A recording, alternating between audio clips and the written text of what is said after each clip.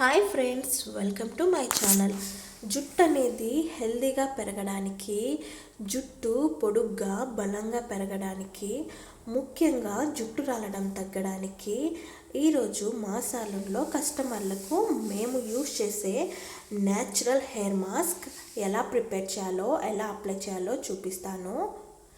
ఈ హెయిర్ మాస్క్ని మొత్తం రూట్స్కి, హెయిర్ మొత్తానికి అప్లై చేసుకోవాలి.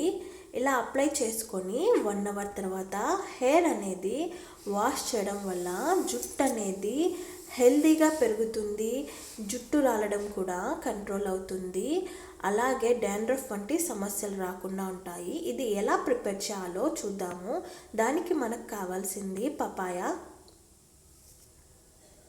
పపాయాని పైన ఉన్న స్కిన్ మొత్తం తీసేసి చిన్న చిన్న ముక్కలుగా కోసుకుందాము.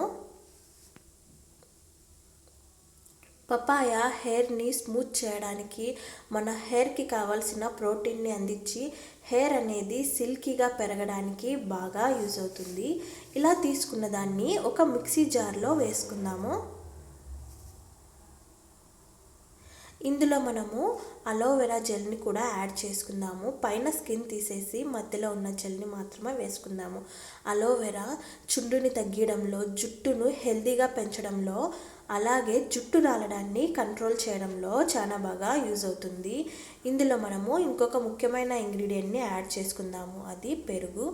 పెరుగు చుండుని తగ్గిస్తుంది. మన హెయిర్కి కావాల్సిన మాయిశ్చర్ని అందించి జుట్టు బలంగా పెరగడానికి, తలలోని వేడిని తగ్గడానికి బాగా యూజ్ అవుతుంది. ఇప్పుడు ఈ మొత్తాన్ని మెత్తగా గ్రైండ్ చేసుకొని ఒక బౌల్లోకి తీసుకుందాము. ఇలా తీసుకున్న దీంట్లో మనము కోకోనట్ ఆయిల్ని కూడా యాడ్ చేసుకుందాం. ఇలా యాడ్ చేసుకొని ఈ మొత్తాన్ని మనము బాగా కలుపుకోవాలి.